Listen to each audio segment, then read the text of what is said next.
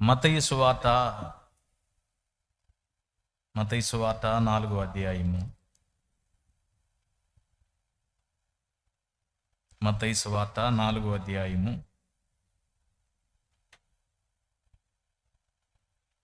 3-4 వచనాలు, తర్వాత 11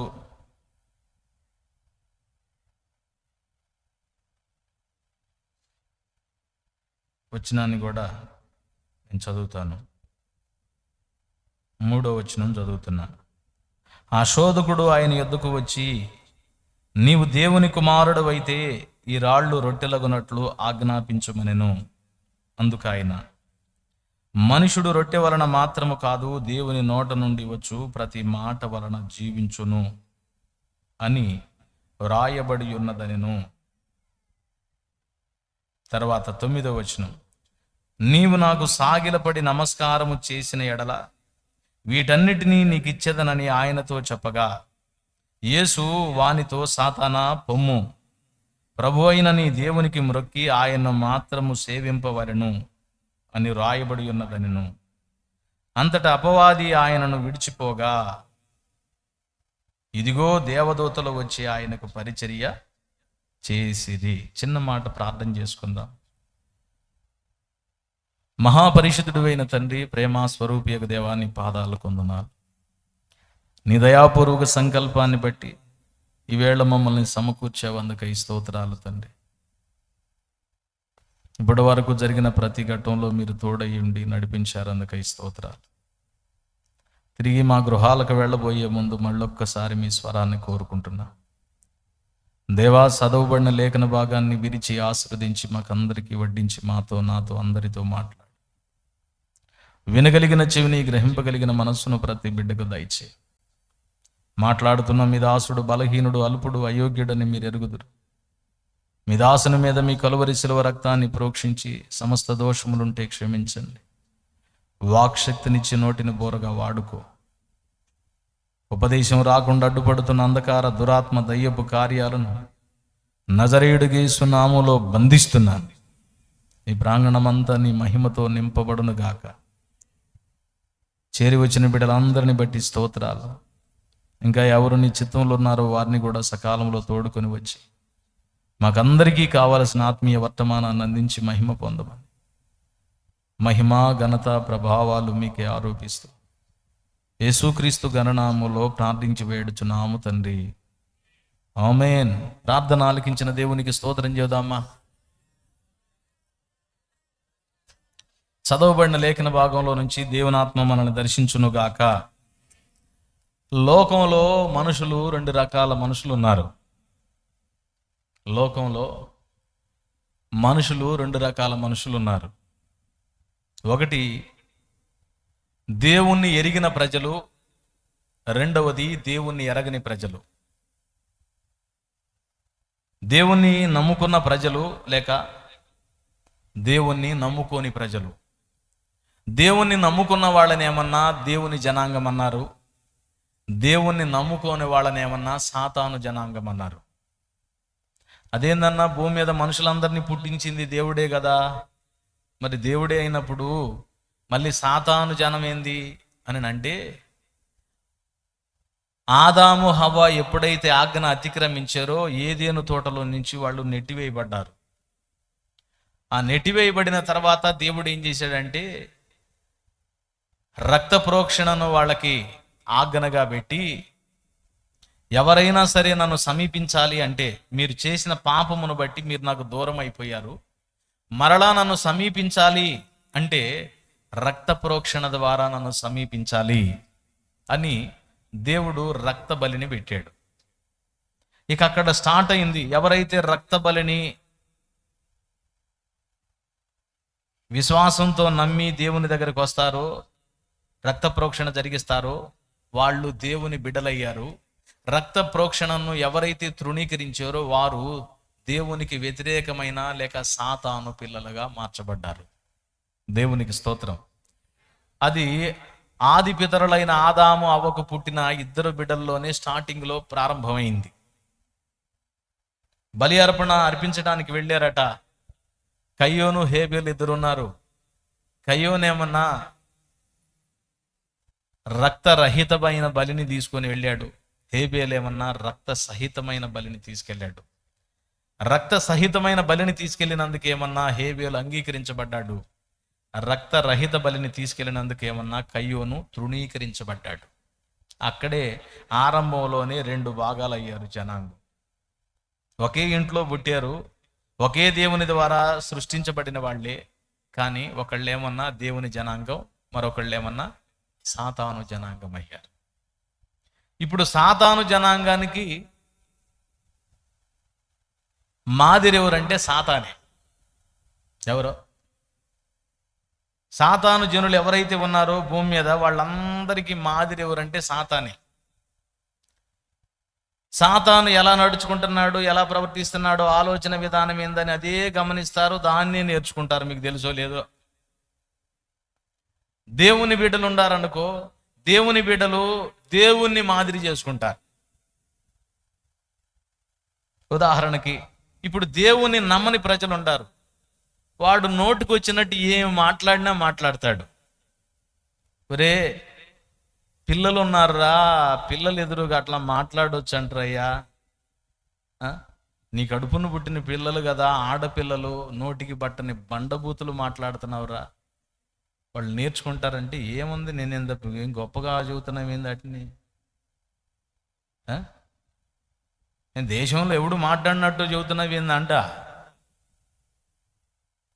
ఎవరు మాట్లాడిన మాటలు నేను మాట్లాడానా, రా బయటికి పోదారా, ఎంతమంది మాట్లాడతారు అంటాడు. అంటే వాడికి ఆ మాటలు మాట్లాడినా పెద్ద ఫీలింగ్ అనిపించిద్దా? ఎందుకని?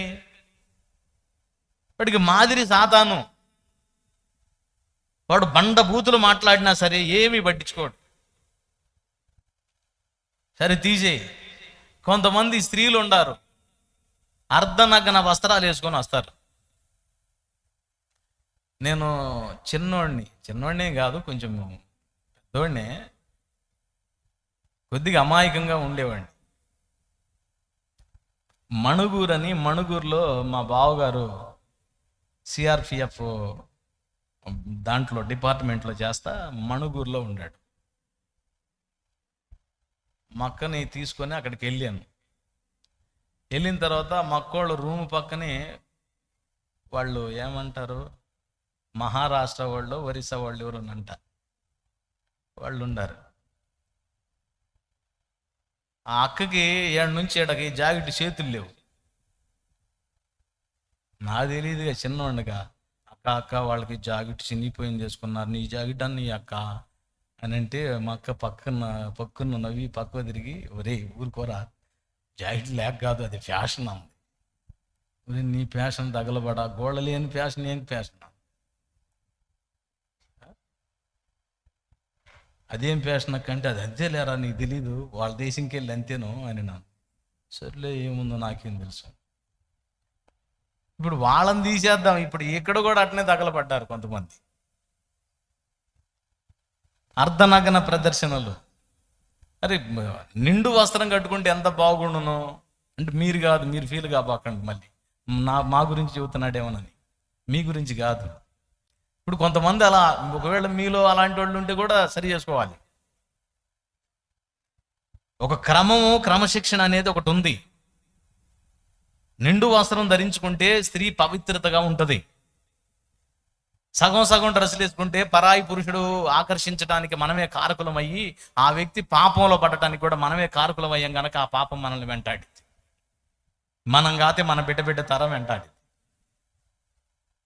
అదే మనం ఉండాల్సిన హద్దుల్లో ఉన్నామనుకో, కాస్త జాగ్రత్తగా ఉండామనుకో, పవిత్రంగా ఉన్నామనుకో, మంచి నిండు వస్త్రాన్ని ధరించుకొని ఉండామనుకో, సూపర్గా ఉంటుంది. చూచేవాడు కూడా అరే తోడబుట్టిన అక్కతో సమానం కదా, చెల్లితో సమానం, కానీ పవిత్రమైన మనసు కలిగిద్ది. అట్లా కాకుండా సగం వేసుకొని ఆఫ్ వేసుకొని రోడ్ల మీద తిరుగుతామంటే చూసేవాడు దరిద్రంగా ఆలోచించడు. ఇప్పుడు ఏమో సైతాన్ డ్రెస్ చేసుకుంటే అవతల సైతాను బుద్ధుడు ఇంకోటి ఉంటాడు కదా, వాడేం చేస్తాడంటే వాటిని చూసి వాటిని ఫాలో అవుతూ ఉంటాడు. స్తోత్రం. ఇప్పుడు వాళ్ళు సగం వేసుకున్నా కూడా ఇప్పుడు మనం వేసుకోవాలంటే ప్రాణం పోద్ది, చచ్చిపోద్ది. కానీ వాళ్ళకి అక్కడ దాకా, గోడల దాకా ఒకవేళ లేకపోయినా సరే ప్రశాంతంగా తిరుగుతాం. అంత దూరం ఎందుకు, నన్ను తప్పుగా అర్థం చేసుకోవద్దు. కొంతమంది రోడ్డు ఏడు దాకా వేసుకుంటాడు, లాగు రోడ్ల మీద తిరుగుతూ ఉంటాడు. ఆ సొక్కా ఉండదు, ఏముండదు, రోడ్డు మీద ఆపట్టి తిరుగుతూ ఉంటాడు, బ్లాగ్ పిక్ లాగా రోడ్డు వారికి తిరుగుతాడు. అసలు వాడికి ఏమన్నా ఫీలింగ్ ఉండిద్ది, అరే నాకు మీరు నమ్మండి స్నానం చేసి ఒకవేళ పిల్లలు ఎవరన్నా ఉంటే బయటికి అట్లా బన్నీ మీద రావాలన్నా కూడా నా ప్రాణం చచ్చిపోద్ది. అంత జాగ్రత్తగా ఆలోచిస్తాను నేను. కొంతమందికి ఆ ఫీలింగ్లు ఏముండవు, ఆపట్టి ఆ బన్నీ చొక్కా మొత్తం బీకేసి రోడ్డు మీద తిరుగుతూ ఉంటాడు. వాళ్ళకి మాదిరి ఎవరు?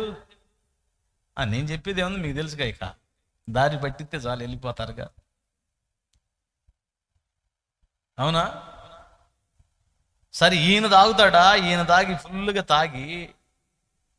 తాగేది కాక కొడుకుని పిలుచుకున్న అబ్బాయిరా మన ఇద్దరిని తాగుతారా అని ఇద్దరిని కూర్చోబెట్టుకుని తాగుతాడు.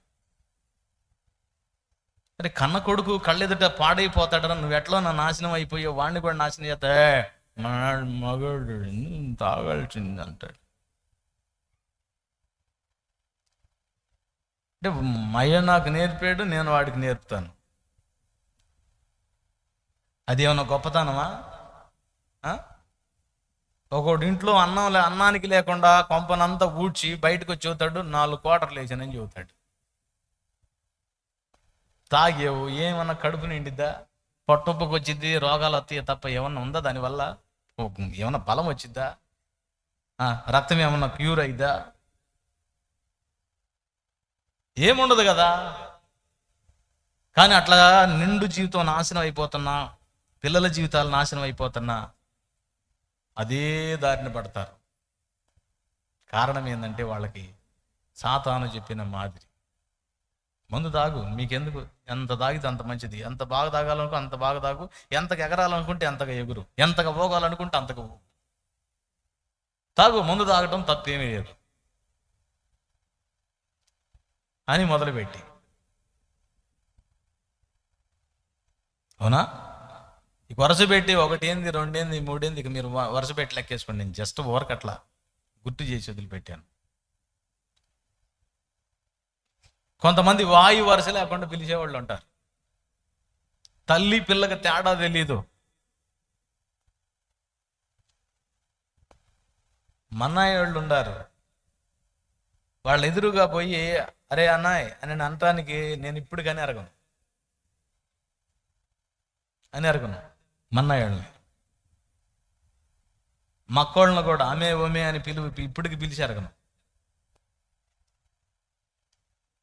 నన్ను కూడా చిన్నోడినైనా సరే చిన్నాయి అంటారే తప్ప నన్ను అరే ఇటు రారా అని అనరు.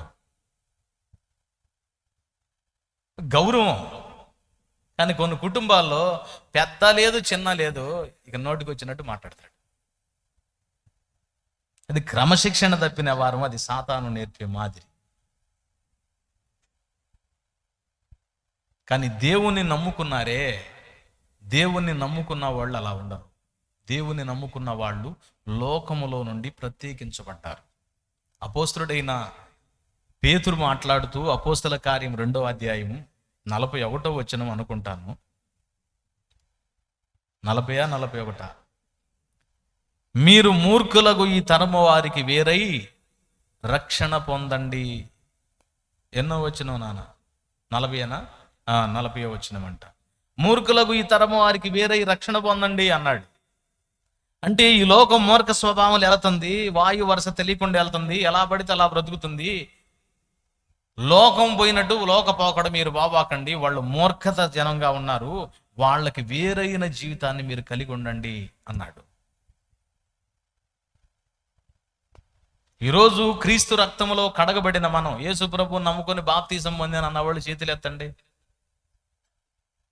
నాయన అందరూ పొందారు, దించండి. నేను ఇంకా పొందలేదు అన్న వాళ్ళు చేతులు ఎత్తండి. ఎవరు లేరు, దాదాపు మొత్తం పొందినట్టున్నారు. ఒకళ్ళారు ఎత్తారు, ఎందుకంటే ఈ మధ్యలో మళ్ళీ ఎందుకులే మనకు సిగ్గిపోయిద్దని. సరే ఒకళ్ళారా తప్పించి మొత్తం మీద అందరూ పొందారు. ఇప్పుడు మీకు మాదిరి ఎవరు? అందరూ చెప్పాలి. యేసయ్యనా? ఎంతమంది చెబుతారు? అపోస్తలుడైన పౌలు అంటాడు, 1 కొరింథీయులకు రాసిన పత్రిక 11వ అధ్యాయం మొట్టమొదటి వచనంలో, నేను క్రీస్తును పోలి నడుచుకునే విధముగా మీరు నన్ను పోలి నడుచుకోండి అంటాడు. అంటే నేను క్రీస్తును పోలి నడుచుకుంటున్నాను, మీరు కూడా ఏం చేయాలంటే నన్ను పోలి నడుచుకోండి అన్నాడు. తర్వాత గలతీయులకు రాసిన పత్రిక 4వ అధ్యాయం 19వ వచనం అనుకుంటాను, క్రీస్తు స్వారూప్యము మీ యందు ఏర్పడు వరకు నాకు మరలా ప్రసవ వేదన కలుగుతుంది అన్నాడు. నా పిల్లలారా, 4:19 గలతీయులకు రాసిన పత్రిక 4వ అధ్యాయం 19వ వచనం చదువుతున్నాడు. నా పిల్లలారా, క్రీస్తు స్వరూపము యందు ఏర్పడు వరకు మీ విషయమై మరలా నాకు ప్రసవ వేదన కలుగుచున్నది. చూడండి, ఆ మాట చూడండి. నా పిల్లలారా, క్రీస్తు స్వరూపము మీ యందు ఏర్పడు వరకు మరలా నాకు ప్రసవ వేదన కలుగుతుంది. అంటే ఒకసారి ప్రసవ వేదన పడి నేను మిమ్మల్ని కన్నాను, మరొక ప్రసవేదన ఏంటంటే మీరు క్రీస్తు రూపంలోకి మార్చబడాలని నా కోరిక అన్నాడు. జాగ్రత్త, చేతులు నొప్పులు పడతాయి. అంతే కదా. ఇప్పుడు బిడ్డలను కన్నారు మీరు, బిడ్డని కంటానికి ఒక ప్రసవేదన అయితే వాడిని పెంచి పెద్దోడిని చేసి ప్రయోజకుడిని చేయడానికి మళ్ళీ ఒక ప్రసవేదన పడాలి. అవునా? అపోస్తలుడైన పౌలు కూడా వాళ్ళని ఆత్మీయంగా కనటానికి ప్రసవేదన పడితే మరలా ప్రసవేదన కలుగుతుందన్నాడు. ఎందుకు మరలా ప్రసవేదన అంటే క్రీస్తు స్వరూపం వాళ్ళలో ఏర్పడే అంతవరకు మరలా ఒక ప్రసవేదన పడుతూ వాళ్ళని సిద్ధపరుస్తున్నాడంట. ఇక్కడ మనం గుర్తించాల్సింది ఏంటంటే లోకంలో 2 రకాల మనుషులు ఉండారన్నాను. ఒకటి సాతాను జనాంగం, రెండోది దేవుని జనాంగం. సాతాను జనాంగానికి సాతానే మాదిరి గనక వాడు ఆలోచనల చొప్పున నడుచుకుంటారు. పేతురు భక్తుడు మాట్లాడుతూ అంటాడు, తాగుబోతు విందులు చూడండి ఒకసారి, చెయ్యకూడని విగ్రహ పూజలు గల 1 పేతురు రాసిన పత్రిక అనుకుంటా,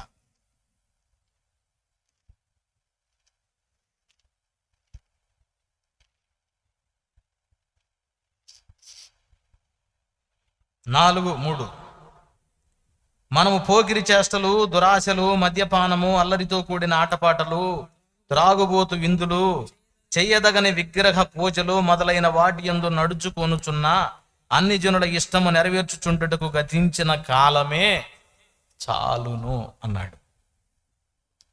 అంటే గతించిన కాలంలో చేసాం మనం. ఇప్పుడు ఇందాక చెప్పుకున్నాయన్నీ మన జీవితంలో మనం చేయలేదా ఏంది? నోటికొచ్చినట్టు అడ్డదిడ్డంగా మాట్లాడలేదా? ఏ అవసరం పడితే ఆ అవసరం కట్టలేదా? ఎక్కడికి పడితే అక్కడికి పోలేదా? సినిమాలు షికార్లను ఎయ్యి పడితే ఇవి చూడలేదా? ఇవన్నీ జరిగినాయి. అయితే ఒక సమయం వచ్చింది, ఒక సందర్భం వచ్చింది. అప్పుడు ఏం చేసామంటే అంతకుముందు మాజీ నాయకుడిగా ఉన్న సాతానగాడిని ఎగిరి ఒక్క తన్నుదన్ని యేసును హత్తుకొనినట్లు రక్షణ బాప్తీసం పొందాము. ఎప్పుడైతే రక్షణ బాప్తీసం పొందామో అప్పుడు ఇక యేసు బిడ్డలుగా మారిపోయాం. ఇక మన నాయకుడు ఎవరు? యేసయ్య. మన తండ్రి ఎవరు? మన తల్లి ఎవరు? అంతేగా. ఇక ఆయన అనుసరించి మనం నడుచుకోవటం మొదలుపెట్టాం. ఇప్పుడు మనకు మాదిరి, అన్ని విషయాలలో మాదిరి ఎవరంటే యేసయ్యే. యేసయ్యే. ఆయన మాదిరిగా చేసుకొని మనం బ్రతకాలి, ఆయన మాదిరిగా చేసుకొని మనం ప్రవర్తించాలి, ఆయన మాదిరిని అనుసరించి మనము వ్యవహరించాలి. దేవుడు ఏం చేసుకున్నాడు, ఏం మాట్లాడమన్నాడు, ఏం మాట్లాడొద్దు అన్నాడు, ఎలా నడుచుకోమన్నాడు, ఎలా నడుచుకోవద్దు అన్నాడు, ఎలా వ్యవహరించమన్నాడు, ఎలా వ్యవహరించకూడదు అన్నాడు, ఎవరితో సహవాసం చేయమన్నాడు, ఎవరితో సహవాసం చేయొద్దన్నాడు అని వీటన్నిటిని ఎప్పటికప్పుడు వెరిఫికేషన్ చేసుకుంటూ మనము ఆయన చెప్పింది చేయాలి, ఆయన వద్దన్నది మానుకోవాలి. ఈరోజు ఒక మాట అడుగుతున్నాను, దేవుడు చెప్పిన మాటే నువ్వు చేస్తున్నావా? చెప్పకూడని వాటిని కూడా చేస్తున్నావా? చెప్పకూడని వాటిని ఒకవేళ నీ జీవితంలో కలిగి ఉంటే ఈరోజు మనం దిద్దుబాటు చేసుకోవాలి. దావీదు భక్తుడు అంటాడు, దేవా వ్యర్థమైన వాటిని చూడకుండానట్లు నా కనులు త్రిప్పివేయి. అలే మన పాట పాడుతూ వ్యర్థమైన వాటిని చూడకుండా నా కనులను త్రిప్పివేయము, హేయమైన మాటలు పలుకకుండా నా నాలుక అదుపు చేయము. నా శరీరం ముందు ఏ పాపం ఏలుబడి చేయకుండా నీ కొరకే బ్రతకనిమ్మయ్యా నిన్ని పాట పాడాడు.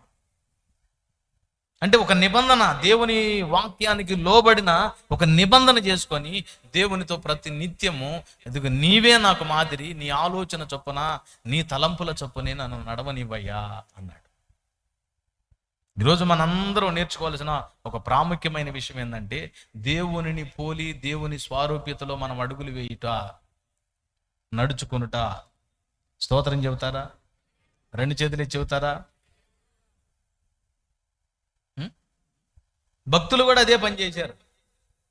ఆయన పాడాడు కదా, యేసులాగే ఉండాలని, యేసుతోనే నడవాలని, యేసులాగే ఉండాలని, యేసుతోనే నడవాలని, నిలవాలని, గెలవాలని, నిలవాలని, యేసునందే ఆనందించాలి, యేసునందే ఆనందించాలి, ఇదే నా కోరిక, నవజీవన రాగమాలిక, ఇదే నా కోరిక, నవజీవన రాగమాలిక, నవజీవన రాగమాలిక, ఇదే నా కోరిక. దేవునికి స్తోత్రం కలుగును గాక. ఏమంటేనా యేసులాగే ఉండాలని, యేసుతోనే నడవాలని, ఇంట బయట యేసునాథునికి కంటి పాపనై వెలగాలని. అంటే యేసులాగా ఉండాలంటే ఒక మాదిరి ఎవరు? యేసే. ఈరోజు కొంతమంది మనుషులను మాదిరి చేసుకుంటున్నారు. మనుషులను మాదిరి చేసుకున్నంత కాలం ఒక వర్గం ఉంది. ఒక వర్గంలో దేవుడిని నమ్మి ఆరాధిస్తారు, కానీ అందులో మాదిరి చేసుకోవడానికి ఒక్కళ్ళు కూడా లేరు.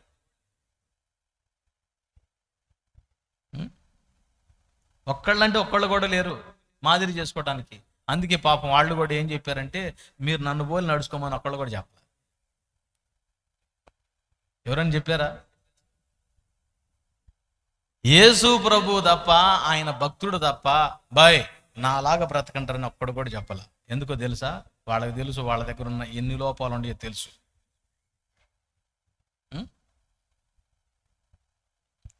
ఒక ఆయన దోదబాయి అంటే నువ్వే దోదబాయి, నేను తీందబాయి అంటే అట్టపోయి 100 దాటి మళ్ళా ఇంక ఇప్పుడు ఆయన ఏం మాదిరి చేసుకుందాం? అవునా? కానీ యేసును మాదిరి చేసుకున్న వాని జీవితం ప్రత్యేకంగా ఉంటుంది. Praise the lord. హెబ్రీయులకు రాసిన పత్రిక 4వ అధ్యాయం 15వ వచనంలో మన ప్రధాన యాజకుడు మన బలహీనతల యందు సహానుభవం లేనివాడు కాడు, కానీ ఆయన మనవరే శోధింపబడినను, అన్ని విషయములలో శోధింపబడినను ఆయన పాపము లేనివాడుగా ఉన్నాడు అన్నది దేవుని వాక్యం. యేసయ్య చాలా అందగాడు. 6 అడుగుల 5 అంగుళాలు హైట్ ఉంటాడంట యేసయ్య.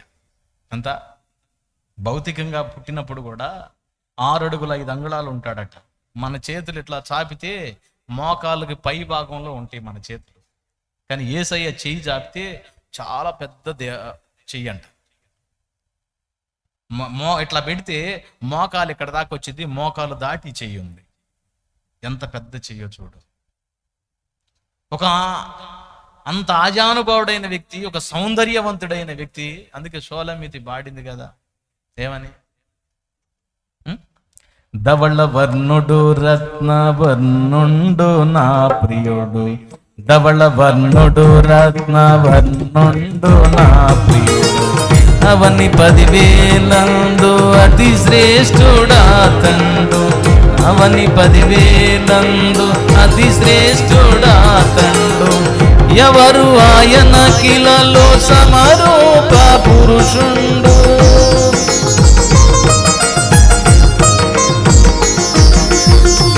ఎవరు ఆయన కిలలో సమరూప పురుషుండు. అవలీలగానతని గుర్తింపగలను. అవలీలగానతని గుర్తింపగలను. ఎంతో ఎంతో సుందరుడమ్మతాను. నేనెంతో మురిసిపోయాను. ఎంతో సుందరుడమ్మతాను. ఎవరంట? ధవళవర్ణుడు, రత్నవర్ణుడు, 10,000 మందిలో కూడా గుర్తించదగిన వాడు. ఆ పాట అంతా యేసయ్యని వర్ణన చేసి ఉంటది. పాలతో కడిగిన నయనాలు గలవాడు, విలువగు రతనాల వలె పొదిగిన కనులు. ఎంత అద్భుతమైన వర్ణన చేస్తాడు భక్తుడు. బైబిల్ గ్రంథంలో ఉన్న మాటలే షోలోమతి వర్ణించిన వర్ణన. అంత అందమైన వ్యక్తి రోడ్డును పోతుంటే ఎవరు పట్టించుకోకుండా ఉంటారా? కొంతమంది యవనస్తులు అంటారు, కాదన్నయ్య నన్ను చూసే లేక నేను శోధించబడ్డాను. ఆహా, అమ్మగారిని చూస్తే పొగులు చూస్తే రేత్రి కల్లోకి వచ్చింది, మళ్ళీ శోధన అంట అని నేను ఎందుకంటాను? అయ్యగారిని చూస్తే 6 రోజులు కూడా నిద్ర పట్టదు, కానీ శోధన అంట. అరే, యేసయ్య అందంలో ఎన్ని కోట్ల రెట్లు అందం నీది మిగిలని చూద్దాం. నువ్వు మిగిలా, ఆయన మిగిలా? కోట్ల కోట్ల కోట్ల రెట్ల అందగాడు ఆయనే. నువ్వు ఎదుర్కొన్నా నేను ఎదుర్కొన్న శోధనలన్నీ ఎదుర్కొన్నాడట. అయినను ఆయనలో వీసమంత కూడా పాపం లేదట. అసలు ఎట్లా సాధ్యమైంది యేసయ్య? ఎట్లా సాధ్యమైంది అంటే ఒక్కటే సాధ్యం కావటానికి కారణం ఏంటంటే, ఆయన వచ్చేటప్పుడు ఏమన్నా మహిమ తెచ్చుకున్నాడా? ఫిలిప్పీలకు రాసిన పత్రిక 2వ అధ్యాయం 6వ వచనం చదువు. ఆయన దేవుని స్వరూపము కలిగిన వాడై ఉండి దేవునితో కూడా విడిచిపెట్టకూడని భాగ్యమని ఎంచుకొనలేదు గాని దాసుని పోలికగా పుట్టి, మనుషుని పోలికగా పుట్టి దాసుని స్వరూపమును ధరించుకొని తనను తానే రిక్తునిగా చేసుకొని ఉన్నాడు అన్నాడు. అదేనా?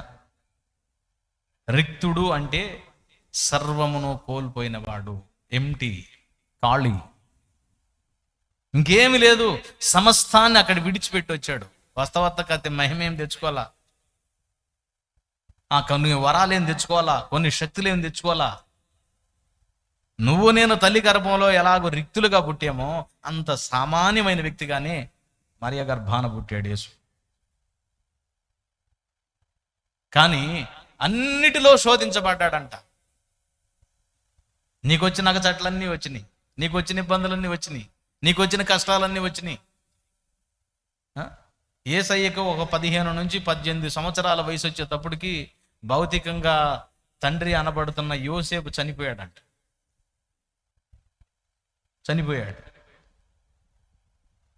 యేసయ్య పుట్టిన తర్వాత మరియమ్మకి మరలా ఇంచుమించు ఒక 3 కుమారులు, ఒకళ్ళ కంటే ఎక్కువ కుమార్తెలు ఉన్నారు.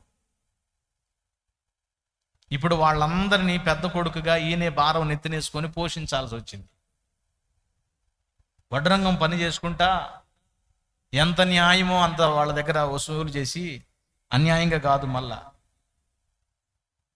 యేసు దగ్గరికి వెళ్ళామనుకో, ఆయన దగ్గర ఇంకా మనం బేరం ఆడే పని లేదమ్మా. 500 అన్నాడంటే 500 ఇచ్చేయటమే. ఎందుకంటే న్యాయంగా చెబుతాడు. మేకులు ఖర్చు ఎంత, చెక్క ఖర్చు ఎంత, కూలి ఖర్చు ఎంత, కోత ఖర్చు ఎంత, ఇదంతా పోనమ్మా, ఇదిగో నాకు 100 రూపాయలు మిగులుతాయి, మీకు దయ అనిపిస్తే ఇవ్వండి, లేదా ఎగ్గొడతామంటే చేసేది ఏం లేదు. పర్ఫెక్ట్ చూస్తాడు. ఏందో ఆయన ముఖం చూస్తే ఎగ్గొట్టాలనిపించదు, 100 రూపాయలే ఇద్దాం అనిపించేది.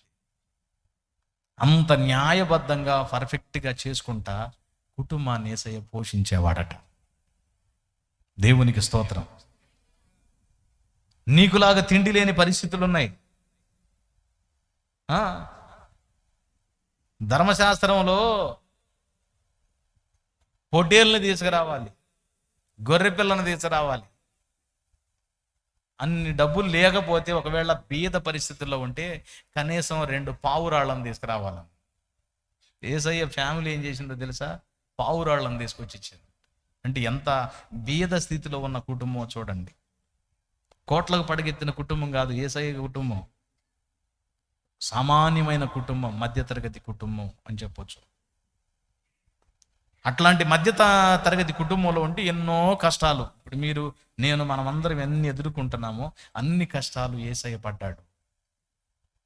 అన్నిటిలో ఆయన శోధించబడ్డాడు. బహుశా నేను అనుకుంటాను అప్పులోడు కూడా వచ్చి ఉండొచ్చాము అప్పు చేసినప్పుడు. అయితే ఎప్పుడు పలానప్పుడు ఇస్తానంటే పలానప్పుడు టయానికి ఇచ్చేవాడు, మాట తప్పకుండా.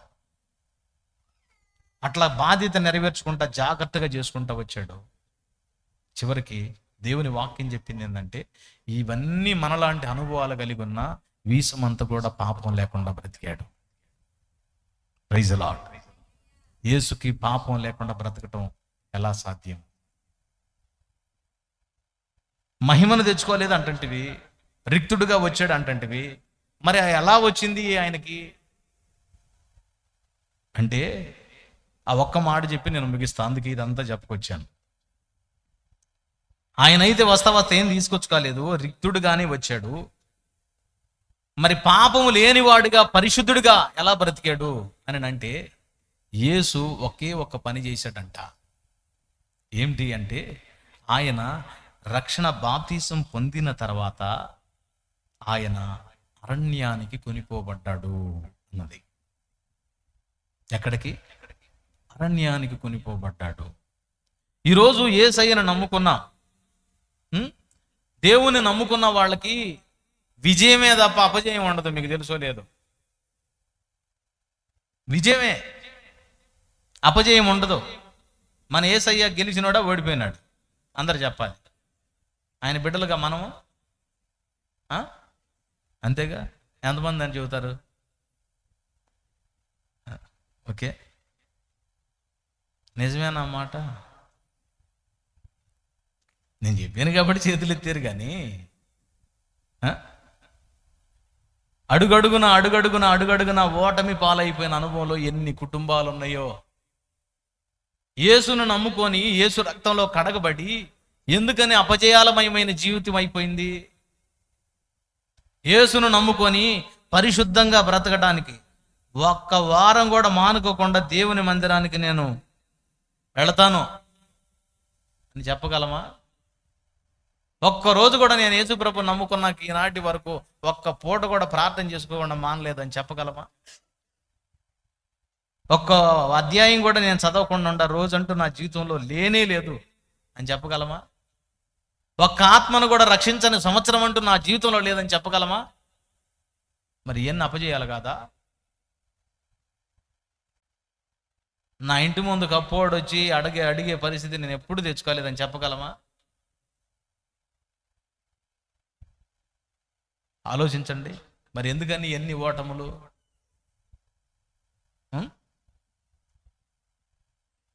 నోరు తెరితే కొంతమందికి అన్ని అబద్ధాలే, నోరు తెరితే కొంతమందికి అన్ని బూతు మాటలే.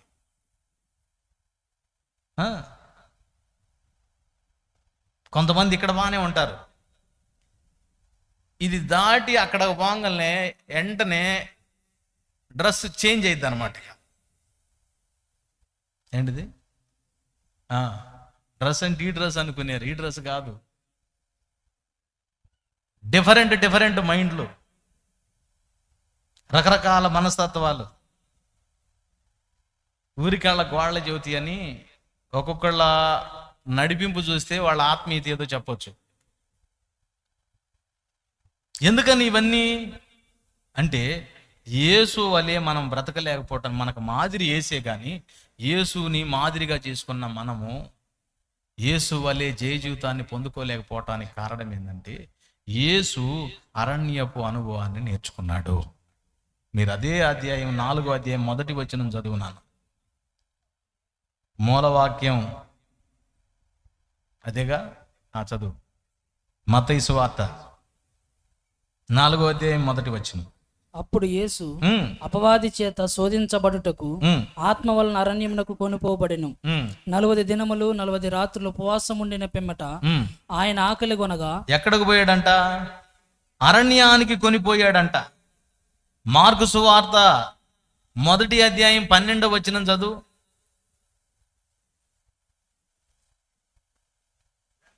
వెంటనే పరిశుద్ధ ఆత్మ ఆయనను అరణ్యములోనికి తీసుకొని పోయెను. అరణ్యానికి వెళ్ళాడట. అరణ్యంలో ఏముంది సయ్యా? నువ్వు అరణ్యంలోకి వెళ్తావు? మేము చూడు జనం మధ్య తిరుగుతాం. అయితే ప్రశాంతంగా జనం మధ్య తిరుగుతాం ఉంటే నువ్వేంది అరణ్యం అరణ్యం అంటావేంది?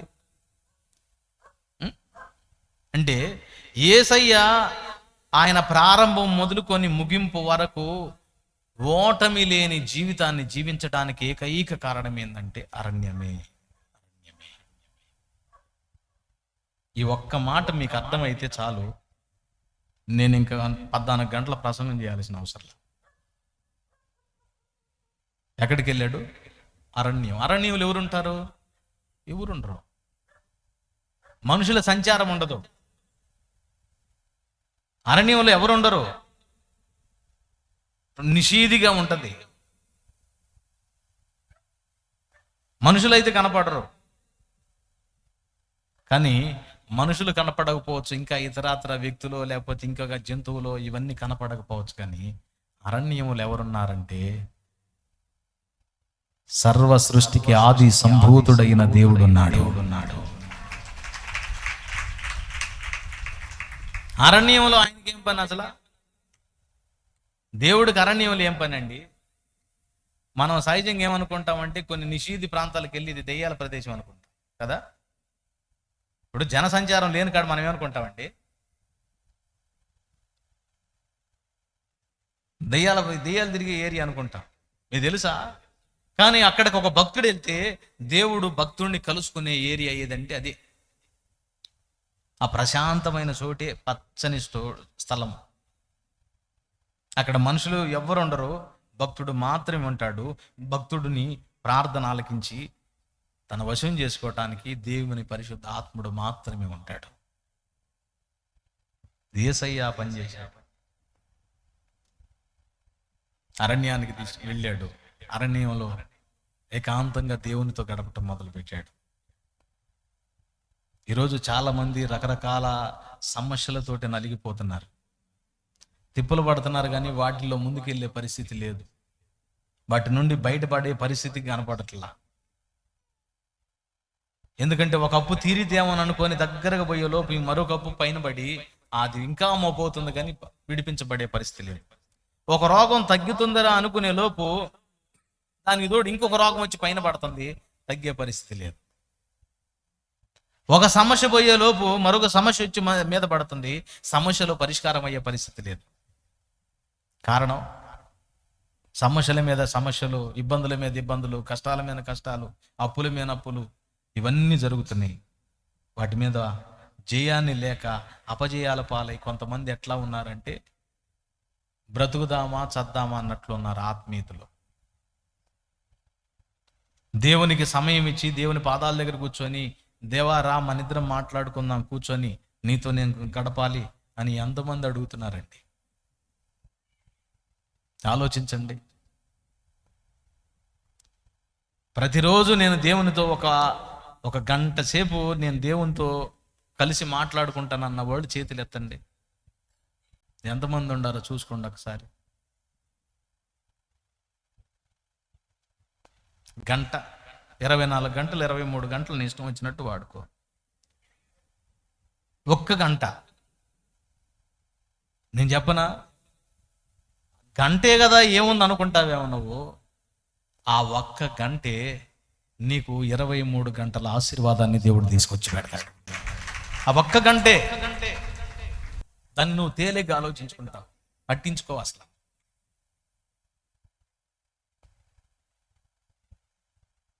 అరణ్యపు అనుభవంలోకి యేసయ్య వెళ్ళటం నేర్చుకున్నాడు.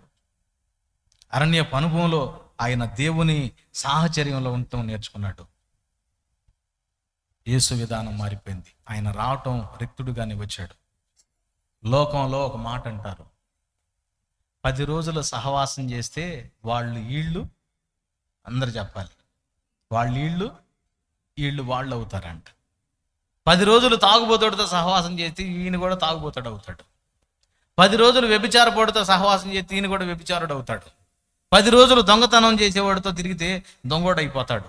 10 రోజులు రాజకీయ నాయకుడితో తిరిగితే ఇతను కూడా రాజకీయ పిచ్చి పెట్టింది.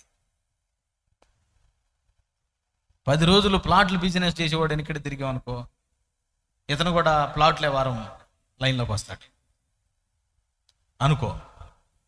నేను ఒక మాట అడుగుతున్నాను, చెప్పండి, అదే 10 రోజులు ప్రభువుతో గడిపితే ఏమవుతారు? దేవునితో గడిపితే ఏమవుతారండి? 10 రోజులు తాగుబోతోడు తిరిగిపోతాడు అయితే తిరిగిపోతాడు అయితే 10 రోజులు దేవునితో సహవాసం చేస్తే అతను మరొక దైవంగా మార్చబడతాడు.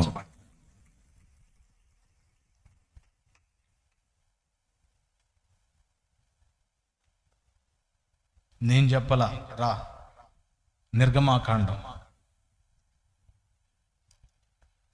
3వ అధ్యాయం 4వ అధ్యాయం నిర్గమాకాండం 4వ అధ్యాయం 15వ వచనం చదువు. నీవు అతనితో మాట్లాడి అతని నోటికి మాటలు అందించవలెను. నేను నీ నోటికి అతని నోటికి తోడయుండి మీరు చేయవలసిన దానిని మీకు బోధించెదను. అతడే నీకు బదులు జనులతో మాట్లాడును. అతడే నీకు నోరుగా నుండును. నీవు అతనికి దేవుడుగా ఉందువు. ఎవడంట? అతనికి నీవు దేవుడుగా ఉంటావు. ఈయన ఏడ నుంచి వచ్చాడో తెలుసా? ఐగుప్తుడిని చంపిన తర్వాత ఒక ప్రాంతానికి వెళ్ళాడు. అక్కడికి వెళ్ళిన తర్వాత అరణ్యంలోకి వెళ్ళి గొర్రెలు కాసుకొని దేవునితో సహవాసం చేయటం మొదలుపెట్టాడు. దేవునితో సహవాసం ఎప్పుడైతే చేయటం మొదలుపెట్టాడో దేవుని శక్తిని నింపుకున్నాడు, దేవ దర్శనాన్ని పొందుకున్నాడు, దేవుని ప్రభావంతో వచ్చాడు. దేవుడు చెప్తున్న మాట ఏందో తెలుసా? అహరోను నీకు మోషే దేవుడుగా ఉంటాడు. Praise the Lord. ఈరోజు దేవుణ్ణి చూసేవాళ్ళు లేరు. దేవుణ్ణి చూద్దామనుకునే వాళ్ళు ఉన్నారు కానీ దేవుణ్ణి చూసిన వాళ్ళు లేరు. కానీ దేవుడు ఎవరికి కనపడ్డ కానీ ఆయన ప్రతిబింబంగా ఈరోజు భూమి మీద నిన్ను నిన్ను నిన్ను నిన్ను నన్ను మనందరినీ దేవుడు ఇక్కడ భూమి మీద ఉంచాడు. కొడిది గడ్డి కొట్టు, సగం సగం కొట్టబా. నిన్నే ఒక దేవుడుగా దేవుడు చూపించాలనుకుంటున్నాడు. ఎందుకంటే ఎంతోమంది లోకం అగచాట్ల పాలైపోయి, అవమానాల పాలయ్యి, నిందల పాలయ్యి, దేవుడు తెలియక ఎత్తుక్కుంటున్నారు, వెతుకులాడుకుంటున్నారు. అసలు దేవుడు అనేవాడు ఎవరు? ఎవరిని దేవుడు అందాము రకరకాలుగా చెబుతా ఉన్నారు. అసలు దేవుడు అంటే ఎవరు?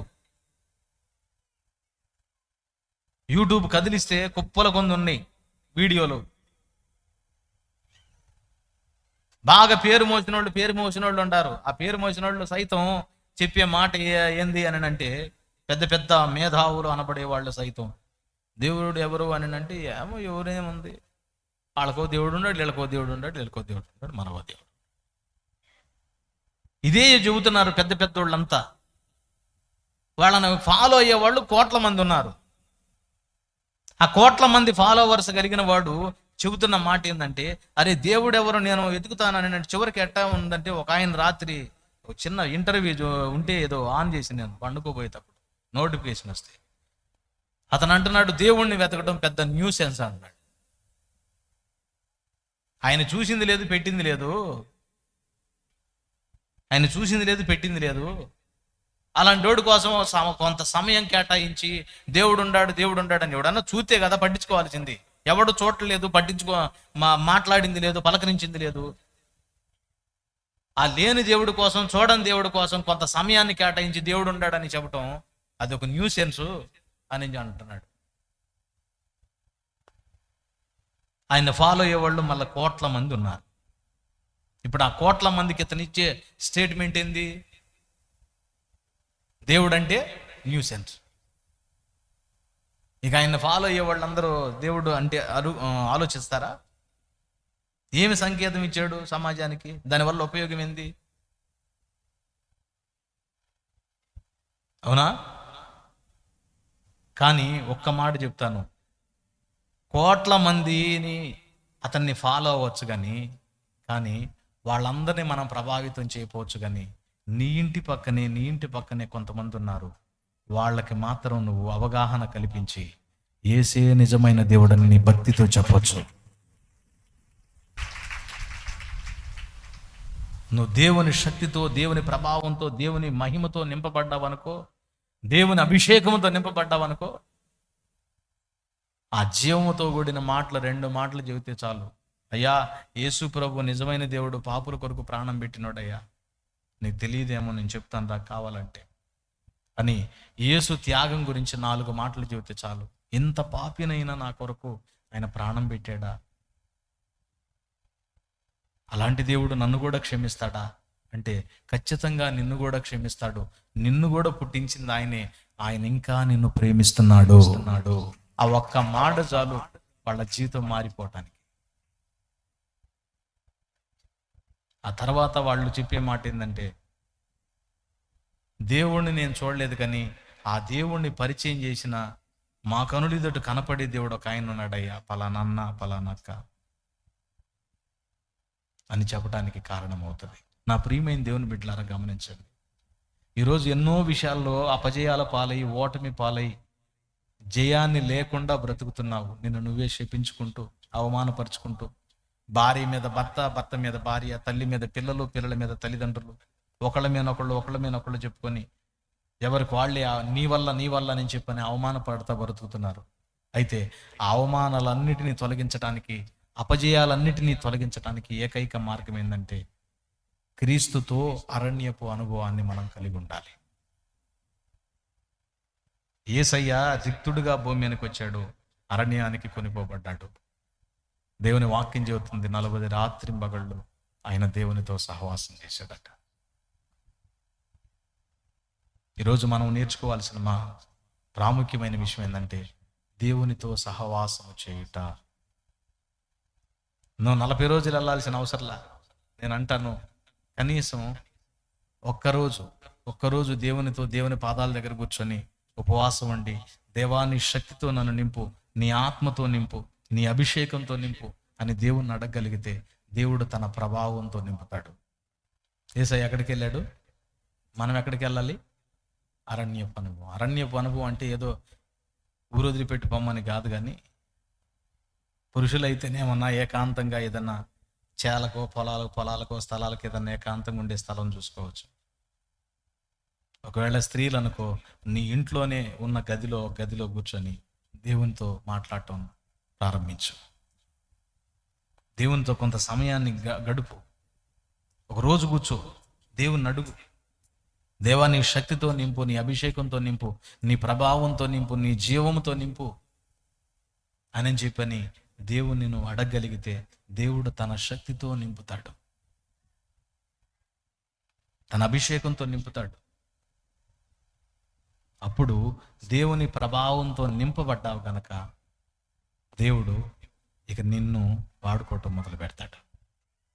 నువ్వు ఎక్కడికి వెళ్ళి 2 మాటలు చెబితే చాలు. కొంతమంది, అన్నా నేను చెబితే మారట్లేదు అన్నా,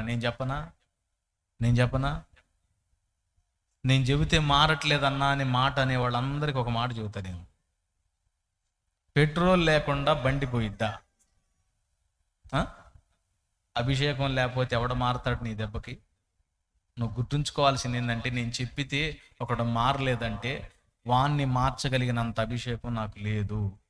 ఇప్పుడు ఏం చేయాలి? దేవుని దగ్గరకు పోవాలి. నాకు శక్తినివ్వు, నేను మళ్ళా అతనికి సువార్త చెప్పాలి. నాకు శక్తినివ్వు, మళ్ళా నేను ఆమెకు సువార్త చెప్పాలి అని దేవుణ్ణి అడిగితే దేవుడు తన అభిషేకంతో నింపుతాడు.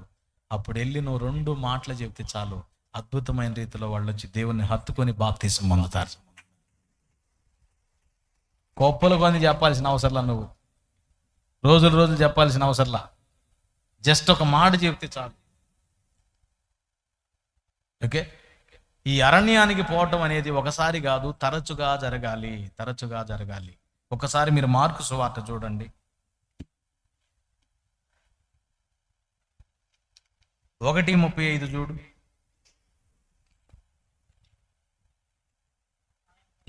లేచి ఉమ్, ఇంకను చాలా చీకటి ఉండగానే బయలుదేరి ఉమ్. అరణ్య ప్రదేశమునకు వెళ్ళి అద్దుగో చూడు, ఏడకపోయాడంట, చాలా పెందల కాడే లేచాడంట. లేచి ఏడకపోయాడు, అరణ్య ప్రదేశానికి పోయాడు. లూకాసు వార్త 5వ అధ్యాయము 16వ వచనం చదువు.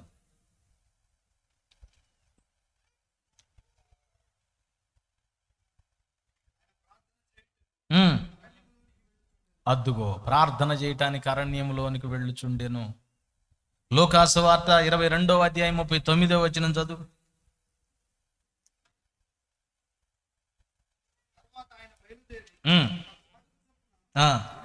అద్దుగో వాడుక చొప్పున అంటే ప్రతిరోజు వెళ్ళేవాడట.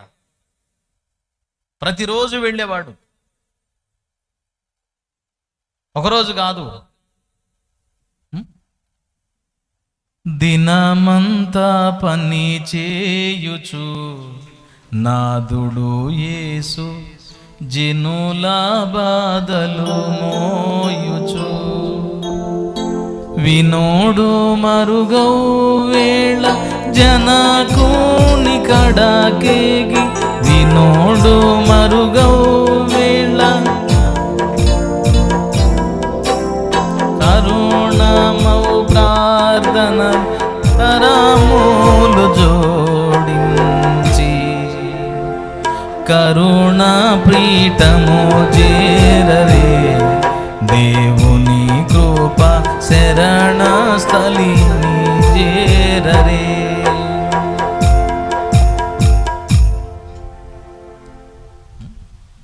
ఎక్కడ పోయాడంట? వినోడు మరుగవ్వేళ అంటే సూర్యుడు మరుగవ్వేళ. జనకుని కడాకి, జనకుడు అంటే జన్మకు కారకుడు.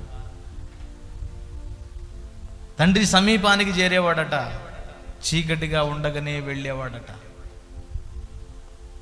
వెళ్ళి రాత్రంతా తండ్రితో గడిపేవాడు, దేవుని శక్తినిమ్మని అడిగేవాడు. ఈ పాపిష్టి లోకంలో పరిశుద్ధంగా బ్రతకటం నాకు సాధ్యపడదు నాయన, నీ శక్తి నాకు కావాలి, నీ ప్రభావం కావాలి, నీ అభిషేకం కావాలి, నీ ఆత్మ కావాలి, నీ జీవము నాలో ప్రవహించాలి. నన్ను అభిషేకించు దేవా, ఆత్మతో నింపు దేవా అని గోజాడి బ్రతిమలాడి దేవుని దగ్గర నుంచి అడిగి పొందుకొని పాపము లేనివాడిగా జీవించాడు యేసయ్య. అంత మాత్రమే కాదు, ఆయన వెళుతూ కొంతమందిని సంపాదించాడు. ఆ కొంతమందితో ప్రారంభమైంది ఈరోజు ప్రపంచంలో 65 నుంచి 70% మార్చబడింది. నేను చెప్పనా, అరణ్యపు అనుభవాన్ని నువ్వు గనక సాధన చేయగలిగితే, దేవుని పాదాల దగ్గరికి వెళ్ళగలిగితే, దేవుని శక్తి నీ మీదకి విడుదలైతే, నువ్వు చావబోయేలోపు 10 మందికి మాదిరికరంగా 4 జీవితాలు కట్టి చస్తావు. ఏముందిలే యేసుప్రభు నమ్ముకున్నానంటే నీ అప్పులు తిప్పలు బతికిడ్చుకుంటానే పోతావే తప్ప నీ వల్ల ఎవ్వరికి ప్రయోజనం ఉండదు. కాబట్టి అరణ్యపు అనుభవాన్ని యేసు కలిగి ఉన్నాడు. ఓకే, ఆ అరణ్యపు అనుభవాన్ని కలిగి ఉంటే మనకు కలిగే మొట్టమొదటి లాభం ఏంటంటే శత్రువును జయిస్తాము. జయించాడా లేదా? ఏమన్నాడు? ఈ రాళ్ళు రొట్టెలాగున్నట్లు చేసుకోమంటే మనుషుడు రొట్టె వలన కాదురా పనికి మాలినోడా, దేవుని నోట నుండి వచ్చే, అందరూ చెప్పాలి, మాట వలన జీవించును అన్నాడు. గట్టికి స్తోత్రం చెప్పండి. ఏం కలిగిద్ది? అరణ్యానికి వెళ్తే శత్రువును జయించడానికి అధికారం మనకు కలిగిద్ది. యేసయ్య శత్రువును జయించాడు. ఇక్కడ జయించాడా, ఓడిపోయాడా? రెండవది, దేవునితో సహవాసం కలిగిద్ది మనకి. యోహాను రాసిన మొదటి పత్రిక 1వ అధ్యాయం పెన్నుంటి రాసుకోటకటక 2 ముక్కల్లో చెబుతా, వివరణ చెప్పనిక. 1వ అధ్యాయం 3వ వచనం, మన సహవాసం అయితే తండ్రితో కూడాను ఆయన కుమారుడైన క్రీస్తుతో కూడాను ఉన్నది.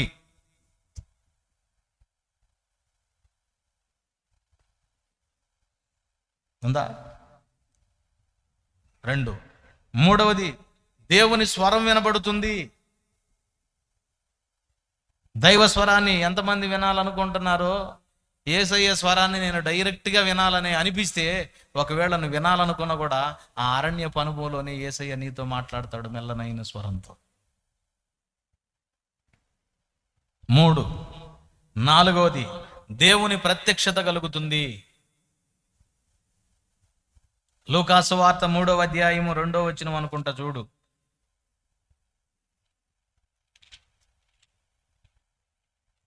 అరణ్యములోనున్న యోహాను వద్దకు వచ్చిందంట దేవుని వాక్యం. ఎవరి కాడికి? జకరియా కుమారుడైన యోహాను వద్దకు దేవుని వాక్యం వచ్చెను అన్నది లేఖనం.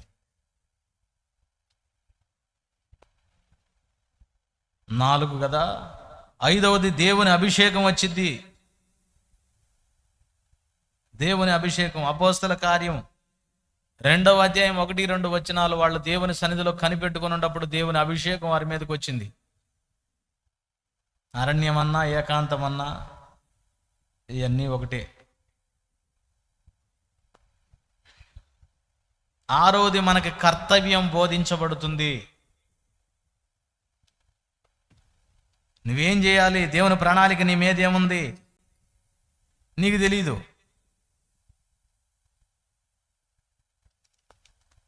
కానీ దేవుని కర్తవ్యం నీకు బోధించబడిద్ది. నిర్గమాకాండం 25వ అధ్యాయంలో చెప్తాడు కదా, కొండ మీద నీకు చూపించిన మాదిరి చొప్పున. చదువు, ఒక్క మాట చదువు, నేను ముగిస్తా. నేను వారిలో నివసించున్నట్లు వారు నాకు పరిశుద్ధ స్థలమును నిర్మింపవలెను. నేను నీకు కనపరచు విధముగా మందిరము యొక్క ఆ రూపమును దాని ఉపకరణములన్నిటినీ రూపమును నిర్మింపవలెను. వారు తుమ్మకర్రతో ఒక మందసమును. చాలు. 9వ వచనం ఏమన్నాడు? నేను నీకు కనపరచు విధముగా, నేను నీకు కనపరచు విధముగా మందిరము యొక్క రూపమును దాని ఉపకరణములన్నిటినీ రూపమును నిర్మింపవలెను. కొండ మీద చెబుతున్నాడు. అరణ్యపు అనుభవంలో ఉన్నప్పుడు చెబుతున్నాడు మోషేతోటి, మందసం ఎలా కట్టాలి, ప్రత్యక్ష గుడారం ఎలా వేయాలి, దాని డిజైన్ ఎంత, కొలతలు ఎంత. అరణ్యపు అనుభవంలోకి పోయినప్పుడు చెబుతాడు. సేవ చేసే వాళ్ళకు కూడా చెబుతున్నాను, ఏందోనన్నా ఎన్నాళ్ళు చూసినా కూడా దేవుడు నాకేం చెప్పట్లేదా నేను చెప్పని ఉండి ఉండి ఉండి ఉండి మైండ్లో ఉండ. ఒక ఊరు పోతే ఆ ఊరు పోయలేక 3 ఉంటున్నారాట. నీకంటే ముందే వచ్చి కూర్చున్నావని. ఇప్పుడు చూపించిన దేవుడి తేడా, లేకపోతే చూపించకుండా నేను చూసిన భక్తుడి తేడా నాకు అర్థం కాల. ఓకే, కర్తవ్యం బోధించబడింది. నువ్వు ఎలా ఉండాలో, ఎట్లా జీవించాలో, ఎవరితో ఎలా మాట్లాడాలో, ఎలా ప్రవర్తించాలో, లోకంలో కనబడుతున్న దరిద్రం అంతా వినే పని లేకుండా దేవుడు స్పష్టంగా, నేను బలిపీఠం మీద నుండి ఈ మాట నిన్న గుండె మీద చేసుకొని చెప్పగలను.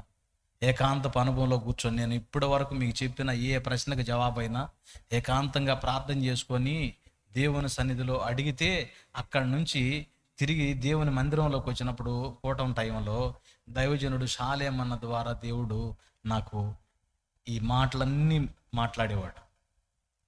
అప్పుడు చెప్పిన ఆ మాటలే ఇప్పటికీ దేవుని కృప వల్ల అడిగిన ప్రతిదానికి ఆన్సర్ ఇవ్వడానికి దేవుడు కృప చూపించాడు.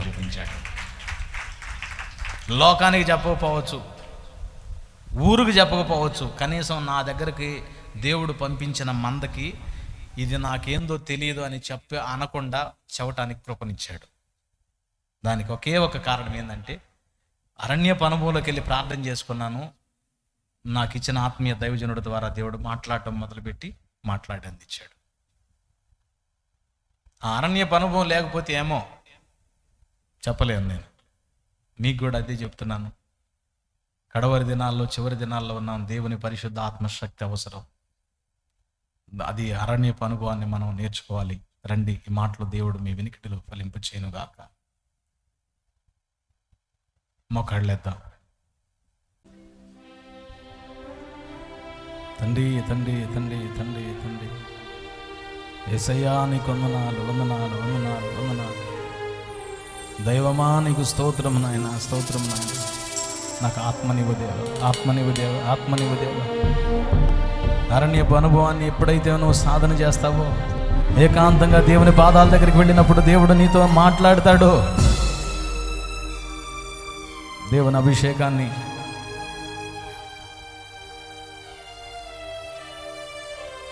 అరణ్యపు అనుభవంలోనే మనం స్వతంత్రించుకుంటాం. సాతాను జయించలేకపోవటానికి కారణం అదే. శత్రు దాడికి లోబడిపోయి సాతాను ఊరిలో చిక్కుబడి కొంతమంది సాక్ష్యాలు చెడగొట్టుకున్నవాళ్ళు, కొంతమందికి ఏం చేయాలంటే నోట్లో నుంచి సేవ అని వచ్చింది, కానీ వారి క్రియలు మాత్రం సేవకు ఉండవు.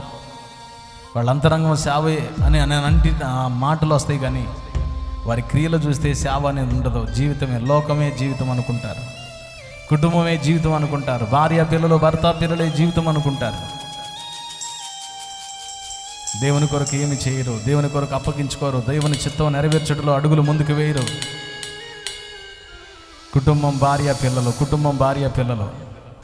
ఒకప్పుడు దేవుడు, ఈరోజు లోకం వచ్చి పడింది. సర్వాధికారి అయిన మా తండ్రి, నీ వందనాలు ప్రభువా. మాతో మాట్లాడిన మాటల కొరకు ఈ స్తోత్రాలు నాయన. లోకంలో 2 రకాల మనుషులు ఉన్నారని, ఒకటి సాతాను అనుసరించి మాదిరిగా చేసుకున్న వాళ్ళు సాతాను పిల్లలని, దేవుని మాదిరిగా చేసుకునే దేవుని పిల్లలు ఉన్నారని, దేవుని పిల్లలు నాయన నిన్ను మాదిరిగా చేసుకుంటారని. ఇదిగో నిన్ను మాదిరిగా తీసుకున్న అపోస్తలుడైన పౌలు, నేను క్రీస్తును పోలి నడుచుకునే విధంగా మీరు నన్ను పోలి నడుచుకోమని సెలవిచ్చినట్టు నాయన, మీరు నాలో పాపం ఉన్నదని మీలో ఎవడు స్థాపించగలడని ప్రపంచానికి సవాలు విసిరినట్లు అలాంటి జయ జీవితాన్ని మేము జీవించాలంటే మేము నాయన నిన్ను మాదిరిగా చేసుకొని నువ్వు నడిచిన మార్గంలోనే నడవాలని, నువ్వు నడిచిన మార్గము అరణ్యపు అనుభవమేనని మాతో మాట్లాడేవు దేవా. ఎంతమంది అయితే ఆత్మీయతలో దిగజారిపోయి ఉన్నారు, పరిశుద్ధ ఆత్మను కోల్పోయి ఉన్నారు, పరిశుద్ధుల సహవాసానికి దూరమై ఉన్నారు, పరిశుద్ధ జీవితాన్ని కోల్పోయి ఉన్నారు, వారితో నువ్వు మాట్లాడిన మాటలు వారికి స్ట్రైట్గా అందించావు. అందుకై వందనాలు. ఆ మాటల ద్వారా హెచ్చరిక పొందిన వారై యేసుక్రీస్తు నామములో నీ వైపు మళ్ళుకొందురుగాక, నీ ఆత్మ చేత నింపబడుదురుగాక, అభిషేకముతో నింపబడుదురుగాక. అరణ్యానికి వారిని ఒక్కొక్కరిని కొంచిపోండి నాయన. అరణ్యానికి తోసుకొని పో పరిశుద్ధాత్మ. నీ పిల్లలను తోసుకొని వెళ్ళు, వాళ్ళని త్రోచుకొని వెళ్ళు నాయన. నువ్వు తీసుకెళ్ళకపోతే వాళ్ళు వెళ్ళరు ప్రభువా, నువ్వు తీసుకెళ్ళకపోతే వాళ్ళు వెళ్ళరు నాయన. నువ్వు ఎలా చేస్తావో నాకు తెలియదు. ఇక్కడున్న ప్రతి బిడ్డని అరణ్యానికి తీసుకొని వెళ్ళు, ఏకాంతపు అనుభవంలోకి తీసుకెళ్ళు. ఏకాంతంగా నీతో గడుపుకునే అనుభవాలు నా బిడ్డలకు కలగాలి ప్రభువా. ఏకాంతంగా నా బిడ్డలు నేను కలుసుకోవాలి, ఏకాంతముగా నీతో మాట్లాడుకోవాలి దేవా. ఏకాంతముగా నీ ఆత్మ చేత నింపబడినట్లు అరులు చాచి నీ వైపు తిరిగి అడుక్కోవాలి నాయన. అలాంటి అభిషేకంతో బిడ్డలు నింపుదే. పసి బిడ్డల మొదలుకొని వృద్ధుల వరకు వారందరికీ క్షేమాన్ని దయచేయి. యేసు నామములో అడుగుతున్నాం తండ్రి, ఆమేన్.